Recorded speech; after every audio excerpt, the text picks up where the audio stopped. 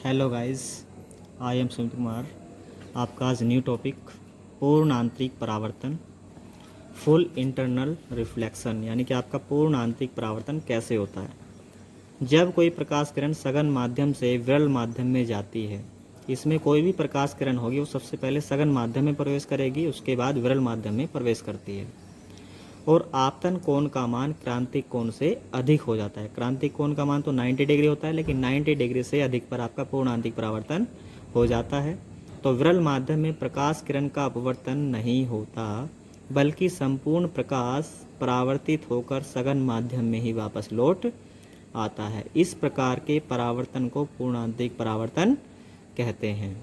इसी के साथ पूर्ण आंतरिक परावर्तन के लिए आपकी निम्नलिखित 2 शर्तें होती हैं कि जिन शर्तों के अनुसार पूर्ण आंतरिक परावर्तन हो सकता है। अगर ये शर्तें नहीं होंगी तो आपका पूर्ण आंतरिक परावर्तन नहीं होगा। फर्स्ट नंबर है, प्रकाश का गमन सघन माध्यम से विरल माध्यम में होना चाहिए। विरल से सघन में नहीं, सघन माध्यम से विरल माध्यम में होना चाहिए। सेकंड नंबर है, सघन माध्यम में आपतन कोण का मान विरल माध्यम के सापेक्ष सघन माध्यम के क्रांतिक कोण से अधिक होना चाहिए। पूर्ण आंतरिक परावर्तन के दैनिक जीवन में भी आपके प्रयोग हैं, तो इसलिए हमने हेडिंग लिया कि दैनिक जीवन में पूर्ण आंतरिक परावर्तन के प्रयोग। इसलिए आपका दैनिक जीवन में प्रयोग है कि हीरे का अत्यधिक चमकदार दिखाई पड़ना। आप सभी ने देखा होगा कि हीरा जो है बहुत ही चमकदार होता है, तो इसलिए वो क्यों होता है, उसमें पूर्ण आंतरिक परावर्तन का ही कारण है। वायु के सापेक्ष हीरे का अपवर्तनांक 2.4 होता है तथा हीरे वायु के लिए क्रांतिक कोण 24 डिग्री होता है।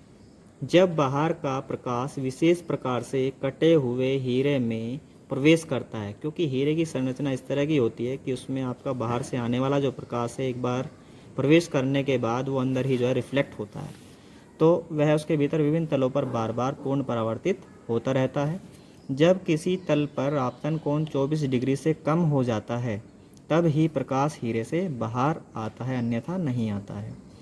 इस प्रकार हीरे में सब ओर से प्रवेश करने वाला प्रकाश केवल कुछ ही दिशाओं में हीरे से बाहर निकलता है, अतः इन दिशाओं से देखने पर हीरा अत्यंत चमकदार दिखाई देता है। इसके बाद आपका सेकंड, ठंडे प्रदेशों में मरीचिका। जहाँ पे आपके ठंडे प्रदेश है वहाँ पे मरीचिका बनती है, वो भी आपका पूर्ण आंतरिक परावर्तन का ही कारण है। ठंडक के कारण पृथ्वी के संपर्क में आने वाली वायु ठंडी होकर सघन हो जाती है, क्योंकि हमेशा ठंडी वायु आपकी सघन होती है और गर्म वायु विरल होती है, परंतु वायु की ऊपरी परत अपेक्षाकृत गर्म बनी रहती है। इस प्रकार वायु की विभिन्न परतें पृथ्वी धरातल से ऊपर की ओर विरल होती जाती हैं, अतः समुद्र के जल पर तैरते जहाज से चली किरणें ऊपर की ओर जाते हुए वायु की परतों पर अपवर्तित होकर अविलंब से दूर हट जाती हैं और एक विशेष परत पर पूर्ण परावर्तन होने लगता है।